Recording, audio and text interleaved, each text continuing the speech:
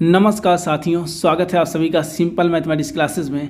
आज की इस वीडियो लेक्चर में हम अरिथमेटिक के कुछ इंपॉर्टेंट क्वेश्चन की प्रैक्टिस करने वाले हैं जो आपके एसबीआई क्लर्क के एग्जाम के पॉइंट ऑफ व्यू से इंपॉर्टेंट है। ऐसा नहीं है कि ये सिर्फ एसबीआई क्लर्क के एग्जाम के लिए इंपॉर्टेंट है, बल्कि ये उन सभी एग्जाम के लिए इंपॉर्टेंट है जहाँ पर आपको अरिथमेटिक के क्वेश्चन देखने को मिलते हैं। तो चलिए शुरुआत करते हैं क्वेश्चन की। आते हैं हम क्वेश्चन पे और क्वेश्चन के साथ हम चीज़ों को समझते हुए चलेंगे और मैं कोशिश करूँगा क्वेश्चन को बहुत ही ईजी और शॉर्ट टाइम में सॉल्व करने की, ताकि आप अपने एग्जाम में बेहतर कर सकें। क्वेश्चन नंबर 1 है कि 84,000 रुपये की एक राशि रोहित, राजेश और राकेश के बीच विभाजित किया जाता है।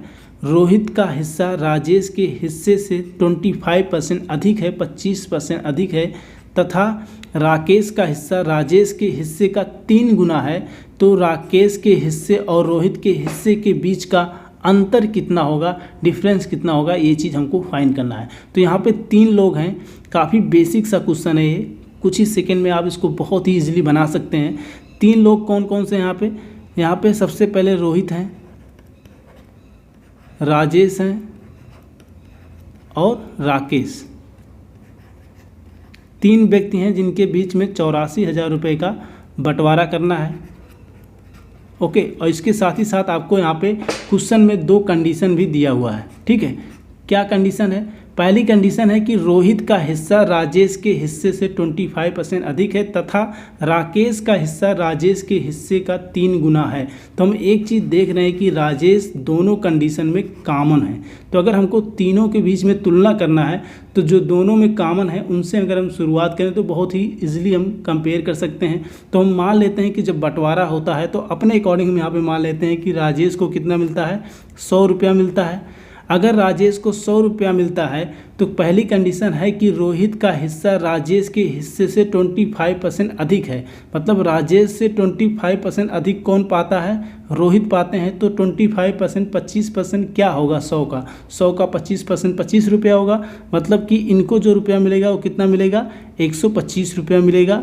यदि राजेश को 100 रुपया मिलता है तो रोहित को कितना मिलेगा? 125 रुपया मिलेगा। ओके, अब नेक्स्ट कंडीशन है, अगली कंडीशन कह रहा कि तथा राकेश का हिस्सा राजेश के हिस्से का 3 गुना है। मतलब कि राजेश के हिस्से का 3 गुना किसका है? राकेश का है। मतलब इनको कितना मिलेगा? 300 रुपया मिलेगा। ये जो हम लोगों ने कंसीडर किया है इसके अकॉर्डिंग है। एक्चुअल में कितना होगा हम इसको कंपेयर जब करेंगे रियल वैल्यू से तो हमको पता चलेगा। तो देखिए टोटल कितना है? 84,000 रुपया है।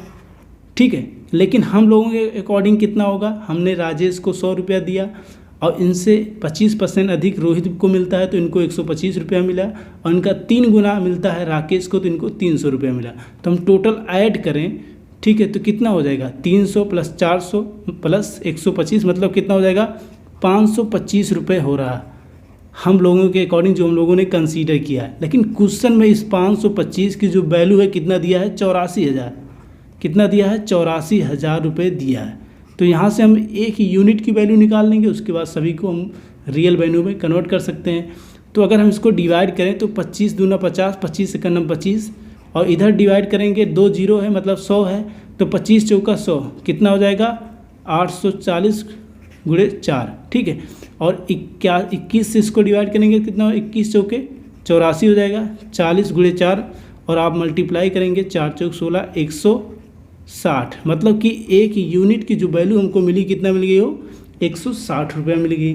तो हम आसानी से जान सकते हैं किसको कितना रुपया मिलता है। अगर आपसे पूछा जाता है कि इन सबको कितना कितना रुपया मिलता है तो आप एक यूनिट की वैल्यू पता चल गया आपको 160 रुपया है, आप 160 से 100 में मल्टीप्लाई करेंगे, 300 में मल्टीप्लाई करेंगे, 125 में मल्टीप्लाई करेंगे, तो सबका हिस्सा पता चल जाएगा। बट हमसे ये नहीं पूछा जा रहा, हमसे पूछा जा रहा है क्वेश्चन में कि तो राकेश के हिस्से और रोहित के हिस्से के बीच का अंतर कितना है। ठीक है, राकेश को 300 रुपया मिलता है और रोहित को 125 मिलता है। इनके बीच में डिफरेंट कितने का है? घटा दीजिए, कितना आएगा? 175 रुपये का आएगा। लेकिन ये तो एक्चुअल वैल्यू है नहीं, रियल वैल्यू है नहीं। रियल वैल्यू कब मिलेगी? जो हमको एक यूनिट की वैल्यू 160 है तो 175 की कितनी होगी? आप 175 में 160 से मल्टीप्लाई कर देंगे तो 16 पंचे 80, कैरी कितना आया? 8 आया। 16 सत्ते 112, 8 जोड़ेंगे 120 हो जाएगा। कैरी कितना आएगा? 12 आएगा। हासिल 12 आएगा। 16 का नाम 16, 16 12 कितना हो जाएगा? 28 हो जाएगा। 1 जीरो पहले से है तो यहाँ पे हमको रियल वैल्यू मिल गई। इन दोनों के बीच में अंतर कितना है, हम लोगों के अकॉर्डिंग 175 है, लेकिन एक्चुअल में कितना है, 28,000 है। ठीक है, अब मान लीजिए आपसे पूछता कि राजेश का हिस्सा कितना है, तो आप 100 मल्टीप्लाई कर देते, 160 में कितना आ जाता, 16,000 आ जाता। या मान लीजिए आपसे रोहित का पूछा जाता तो 125 गुणे 160 कर देते। या मान लीजिए आपसे पूछा जाता राकेश का, तो कितना हो जाता, 16 3 48, कितना हो जाएगा, 48,000 हो जाता। ओके, तो इस तरीके से आप कोई भी वैल्यू यहाँ से आप फाइंड कर सकते थे। ओके, आई होप ये क्वेश्चन आपको क्लियर हुआ होगा, आपको समझ में आया होगा। हम आगे बढ़ते हैं, आते हैं अगले क्वेश्चन पे। नेक्स्ट क्वेश्चन क्या है कि शहद और पानी के 36 लीटर मिश्रण में, ठीक है, पानी की मात्रा 25% है, 25% है, मिश्रण में कितना पानी और मिला देना चाहिए ताकि मिश्रण में शहद और पानी का अनुपात 3:2 हो जाए। ठीक है, तो यहाँ पे क्या है, 36 लीटर है, एक मिश्रण है जिसमें क्या क्या है, शहद है, हनी है, प्लस क्या है, वाटर है, पानी है। ओके, अब यहाँ पे कह रहा है कि इस जो 36 लीटर है इसमें 25% क्या है, वाटर है, पानी है। 25% मतलब क्या हुआ, 1/4। इस 36 का 1/4, 36 का 1/4 कितना होगा, 9 चौक 36। कहने का मतलब ये जो 36 लीटर है टोटल, इसमें तो 9 लीटर क्या हो जाएगा, 9 लीटर क्या हो जाएगा, वाटर हो जाएगा। बाकी जो बचा आप इसमें से 9 घटाएंगे, 36 से कितना आएगा, 27 लीटर। ये क्या होगा, शहद होगा। ओके, अब इसमें कह रहा है क्वेश्चन में आपको कि मिश्रण में कितना पानी और मिलाया जाए। ठीक है, हमको कितना पानी और मिलाया जाए कि इनका जो अनुपात हो 3:2 हो जाए। तो हम मान लेते हैं कि x लीटर पानी और मिलाया जाता है। ठीक है, शहद तो 27 ही है, पानी हम 9 लीटर है, इसमें x लीटर और मिला देंगे तो इनका रेशियो कितना हो जाएगा, 3:2 हो जाएगा। ये क्वेश्चन में आपसे कह रहा है। ओके, और इसी x की वैल्यू हमको फाइंड करना है कि मतलब कितना लीटर मिलाया जा रहा है। ओके, आप क्रॉस मल्टीप्लाई कर दीजिए, 2 से मल्टीप्लाई करेंगे 27 में, ऐसे ही रहने देते हैं क्योंकि इसको डिवाइड करना है। और 9 से इसमें कहेंगे, 9 3 27 हो गया, प्लस 3x हो गया। ओके, अब ये इसको देखिए, इधर 2 27 है, इधर 1 27 है, ये घटेगा तो कितना बचेगा, यहाँ पे 1 27 बच जाएगा, और 3x है, और 3 से काटेंगे, 3 9 27, मतलब x की जो वैल्यू आ गई कितना आ गई, 9 आ गई। तो कहने का मतलब है कि इसमें 9 लीटर और पानी मिला देंगे तो इनका अनुपात कितना हो जाएगा, 3:2 हो जाएगा। ठीक है, क्योंकि क्या हो जाएगा, तो इसमें 27 लीटर शहद हो जाएगा, प्लस 18 लीटर क्या हो जाएगा, पानी हो जाएगा। आप वैसे भी डिवाइड करके देख लेंगे, 9 दूनी 18, 9 3 27। ठीक है, आई होप ये क्वेश्चन आपको क्लियर हुआ होगा, समझ में आया होगा। आगे बढ़ते हैं, आते हैं हम अगले क्वेश्चन पे। नेक्स्ट क्वेश्चन क्या है कि दो ट्रेन एक ही गति से, ठीक है, मतलब कि 2 ट्रेनें हैं, अगर एक की गति x किलोमीटर पर हावर है तो दूसरी की भी गति x किलोमीटर पर हावर ही होगी। कह रहा कि प्रत्येक ट्रेन की लंबाई भी क्या है, सेम है, 225 मीटर है, और वे 9 सेकंड में एक दूसरे को पार करती हैं, तो रेलगाड़ी की गति ज्ञात कीजिए। ठीक है, उसकी स्पीड कितनी है, ये चीज़ हमको फाइंड करना है। ओके, तो मान लेते हैं स्पीड कितनी है, x मीटर पर सेकंड मान लेते हैं। ठीक है, क्योंकि यहाँ पे टाइम हमको कितना दिया है, सेकंड में दिया है, और यहाँ पे जो डिस्टेंस है, मतलब जो ट्रेन की लंबाई हुई तो हमारी डिस्टेंस होगी, वो भी यहाँ पे मीटर में दी है।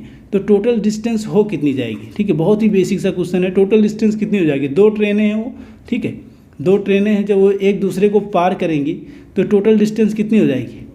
ठीक है, जब मान लीजिए यहाँ पे पहुँचती हैं, इनको पार करेंगी, ठीक है, इधर निकल जाएगी और इधर निकल जाएगी, तो टोटल डिस्टेंस हमारी कितनी हो जाएगी, ये टोटल डिस्टेंस हो जाएगी। तो कह रहा है कि पहली ट्रेन कितनी है, 225 मीटर है, और दूसरी भी 225 मीटर है, तो मतलब टोटल डिस्टेंस कितना हो जाएगा, इसका डबल हो जाएगा, मतलब 450 मीटर टोटल हमारा डिस्टेंस हो जाएगा। ओके, और आपको टाइम कितना दिया है, 9 सेकेंड। हमसे पूछ रहा है स्पीड, तो स्पीड बराबर क्या होता है, डिस्टेंस अपॉन टाइम होता है, क्योंकि दूरी बराबर क्या होता है, d = क्या होता है, s × t होता है।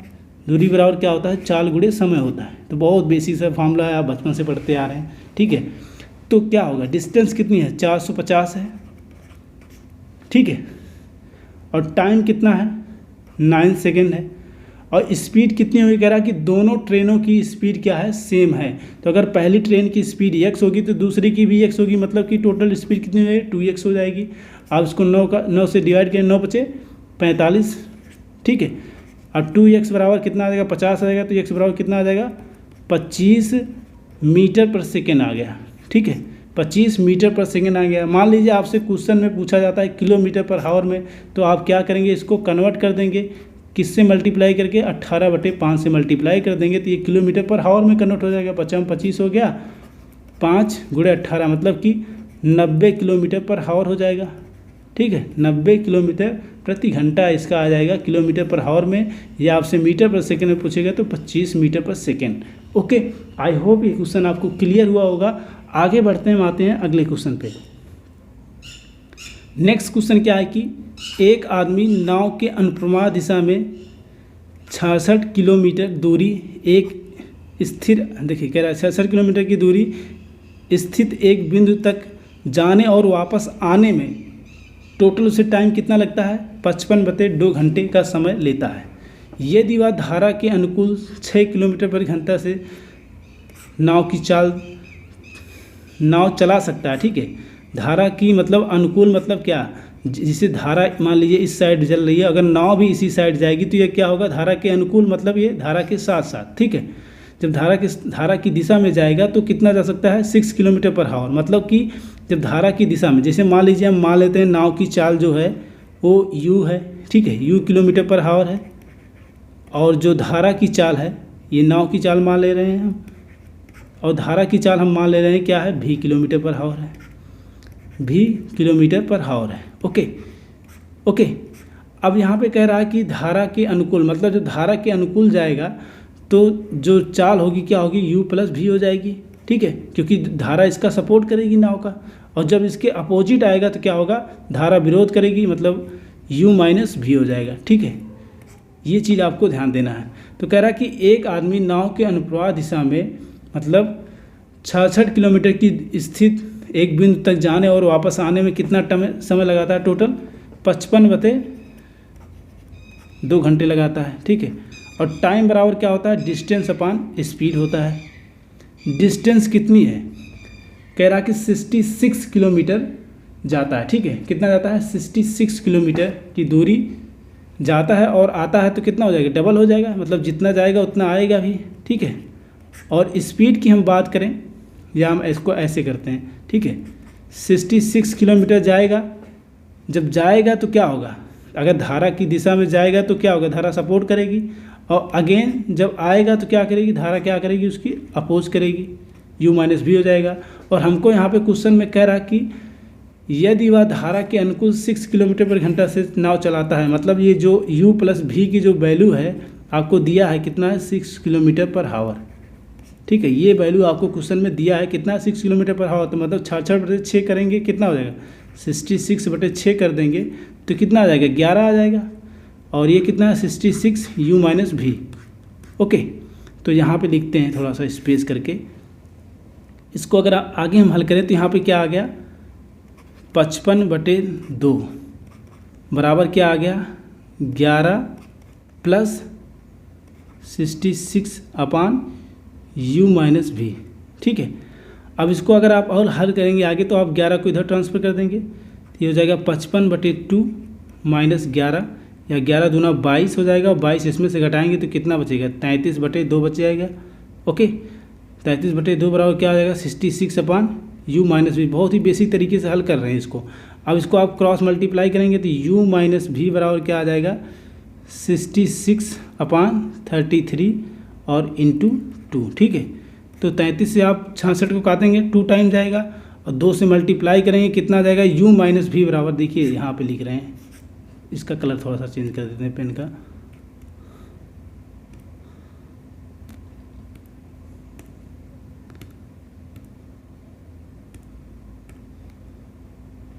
ओके, तो यहाँ पे हम लिखते हैं कितना हो जाएगा, u - v यार चेंज ही नहीं हुआ,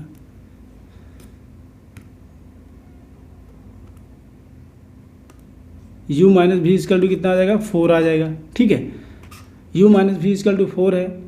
अब यहाँ से क्वेश्चन कह रहा है तो स्थिर जल में नाव की चाल क्या होगी, स्थिर जल में नाव की चाल क्या होगी, मतलब यहाँ पे हमको नाव की चाल चाहिए, तो downward speed plus upward speed बटे 2 होता है। ठीक है, तो कितना है, 6 + 4/2 करेंगे आप तो कितना हो जाएगा, 5 6 4 10 हो गया, 10/2 कितना आ जाएगा 5 आ जाएगा। ठीक है, कहने का मतलब जो स्पीड आ जाएगी कितना आ जाएगी 5 किलोमीटर पर हावर। ये आपका राइट आंसर हो जाएगा। ओके, आई होप ये क्वेश्चन आपको क्लियर होगा। आते हैं नेक्स्ट क्वेश्चन पे। नेक्स्ट क्वेश्चन क्या है, एक वस्तु के अंकित मूल्य पर 25% की डिस्काउंट देकर बेचा जाता है। ठीक है, एक वस्तु के अंकित मूल्य पर 25% की छूट पर बेचा जाता है और वस्तु के क्रय मूल्य और विक्रय मूल्य से अनुपात जो कितना है कि 3:5 है। यदि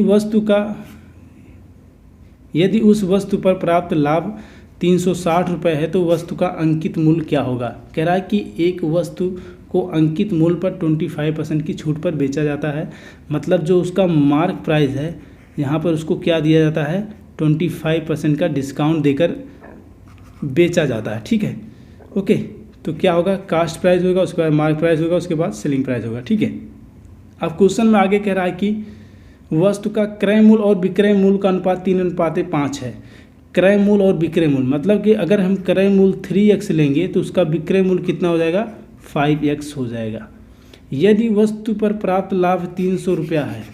अच्छा, लाभ कैसे होगा, अगर 3x की वस्तु उसको 5x में बेचा जा रहा है तो कितने रुपए का लाभ हो रहा है 2x का लाभ हो रहा है। ठीक है, लेकिन इस 2x की वैल्यू आपके क्वेश्चन में दिया हुआ है कितना है 360, कह रहा है कि 360 रुपये का उसको लाभ होता है।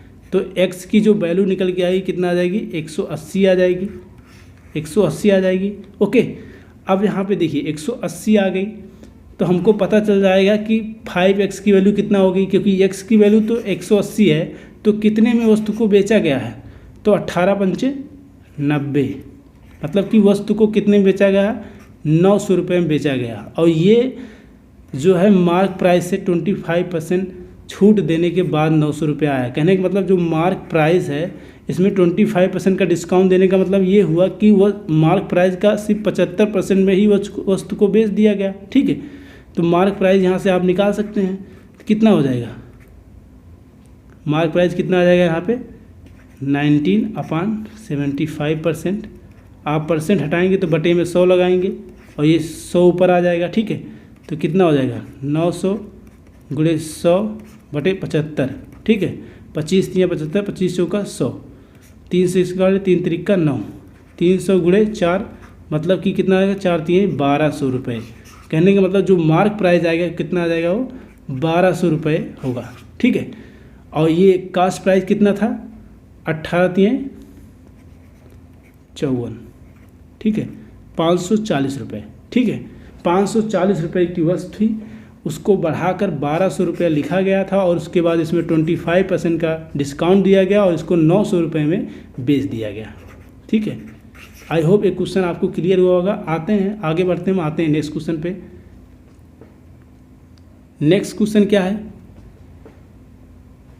नेक्स्ट क्वेश्चन है कि पाइप M, N और P मिलकर एक टैंक को 20 घंटे में भर सकते हैं।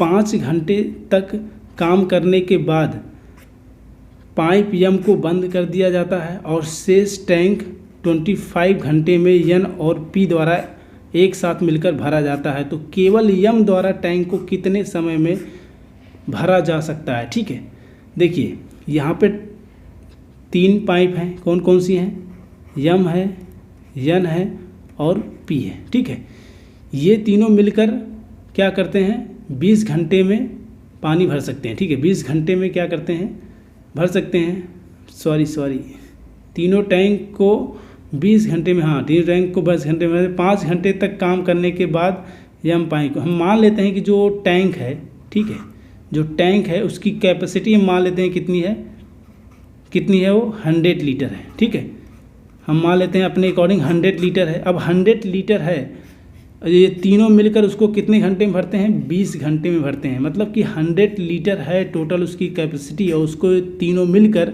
20 घंटे में भरते हैं।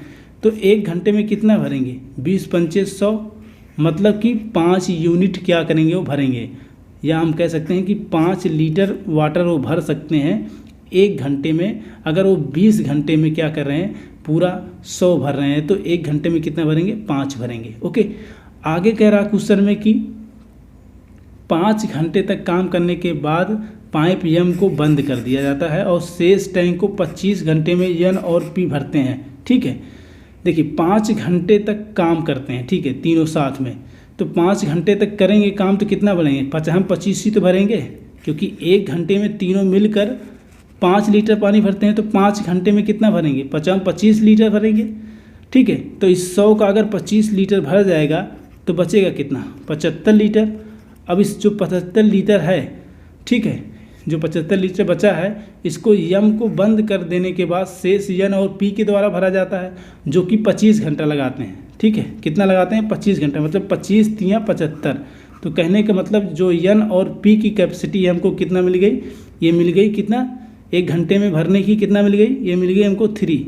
मतलब कि यन और पी एक साथ मिलकर कितना भर सकते हैं, 1 घंटे में 3 लीटर वाटर भर सकते हैं, ठीक है, 3 लीटर भर सकते हैं। जबकि हमको पता है कि तीनों मिलकर 5 लीटर भर सकते हैं, तीनों मिलकर 5 लीटर भर सकते हैं, जबकि यन और पी एक साथ मिलकर 3 लीटर पानी 1 घंटे में भर सकते हैं। तो यहाँ पे जो देख रहे हैं कि यम को बंद करने के बाद इन दोनों की कैपेसिटी कितना आ गई, 1 घंटे में भरने की 3 लीटर।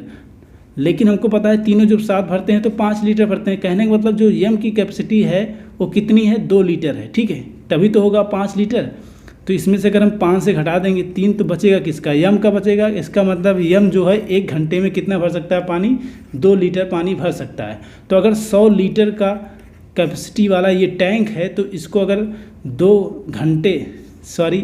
2 यूनिट पानी अगर 1 घंटे में भरा जाएगा, 2 लीटर पानी 1 घंटे में भरा जाएगा तो 50 घंटे लगेंगे, ठीक है, 2 पंचे 10, मतलब कि 50 घंटे लगेंगे उसको पूरा पानी, पूरा टैंक को भरने में। ओके, आई होप ये क्वेश्चन आपको क्लियर हुआ होगा। आगे बढ़ते हैं, आते हैं नेक्स्ट क्वेश्चन पे। बहुत ही ईजी सा क्वेश्चन है, आते हैं नेक्स्ट क्वेश्चन पे। अगला क्वेश्चन क्या है कि एक साझेदारी में ए बी सी का निवेश, ठीक है, कह रहा है एक साझेदारी में ए बी के निवेश का 3 गुना निवेश करता है। बी और सी के निवेश के बीच का अनुपात 1:1 है।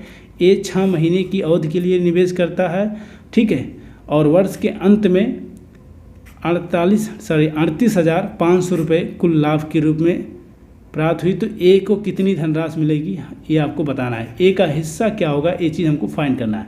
तो कह रहा है ए बी से 3 गुना निवेश करता है। ओके, तो अगर हम मान लेते हैं कि बी 1 रुपया निवेश करता है, ठीक है, बी जो है 1 रुपया निवेश करता है, तो ए कितना करेगा, ए करेगा 3 रुपया, क्योंकि कह रहा है क्वेश्चन में ए जो है बी से 3 गुना करता है। और उसके बाद यहाँ पे आपको देखिए बी और सी का निवेश का अनुपात कितना दिया है, 1:1 दिया है। मतलब अगर बी 1 रुपया कर रहा है तो सी भी 1 रुपया ही निवेश करेगा। ओके, उसके बाद आगे क्वेश्चन में कह रहा है कि ए 6 महीने के लिए करता है, ठीक है, ये 3 रुपया लगाता है और 6 महीने के लिए निवेश करता है, ठीक है। देखिए जो इनके लाभ का अनुपात होगा इनके द्वारा लगाए गए पैसे के अनुपात के ही बराबर होगा, ठीक है। उनके द्वारा जो लगाया गया निवेश है, सॉरी पैसे नहीं कहे ठीक होगा, कि इनके द्वारा जो निवेश किया जा रहा है उसी के अकॉर्डिंग इनको पैसे मिलेंगे। और निवेश कैसे कर रहे हैं, ये 3 रुपया निवेश कर रहे हैं 6 महीने के लिए, ठीक है, ये हम लोगों ने कंसीडर किया, अपने आप से माना है। एक्चुअल वैल्यू अभी हम कंपेयर करके निकाल लेंगे। तो अगर और बी जो है 1 रुपया निवेश करता है पूरा 1 साल के लिए, और सी भी 1 रुपया निवेश करता है पूरा 1 साल के लिए, ठीक है। तो इसको थोड़ा सरल करते हैं, 6 का नाम 6, 6 दूनी 12 एंड 6 दूनी 12, मतलब कितना आ गया 3:2:2, ठीक है। इस अनुपात में उन्होंने पैसे निवेश किए और उसी अनुपात में इनको लाभ भी मिलेगा, ठीक है, क्योंकि जो जितना पैसा लगेगा उसको उतना लाभ भी मिलेगा। तो कितना मिल रहा है लाभ, 38,500 लाभ मिल रहा है, ठीक है। लेकिन हम लोगों के हमारे अनुपात के अकॉर्डिंग जो ये अनुपात है इसके अकॉर्डिंग कितना लाभ होना चाहिए, 2 दूना 4, 3 7 रुपया लाभ होना चाहिए टोटल। लेकिन क्वेश्चन के अकॉर्डिंग कितना है, ये इसकी वैल्यू 7 की वैल्यू 38,500 है, ठीक है। तो यहाँ से 1 यूनिट की वैल्यू हम निकालेंगे तो कितना हो जाएगा, 7 पचे 35, 7 पचे 35 एंड 7 पचे 35, कितना आ गया 5,500। हमसे किसका पूछ रहा है, ए का पूछ रहा है, तो आप 3 से मल्टीप्लाई कर दीजिए, क्योंकि ए की वैल्यू कितना है 3 है। तो आप 3 से इसको मल्टीप्लाई कर देंगे तो कितना हो जाएगा, 5 3 15, 5 3 15 1 16, 00 16,500। तो ए का जो लाभ आएगा कितना आएगा, 16,500 रुपया आ जाएगा। मान लीजिए आपसे बी का पूछता है तो कितना हो जाता, 55 दूना 110, कितना आ जाता है ये 11,000 आ जाएगा। और सी का भी कितना आ जाता है 11,000। ओके, आई होप ये क्वेश्चन आपको क्लियर हुआ होगा। आगे बढ़ते हैं, आते हैं नेक्स्ट क्वेश्चन पे।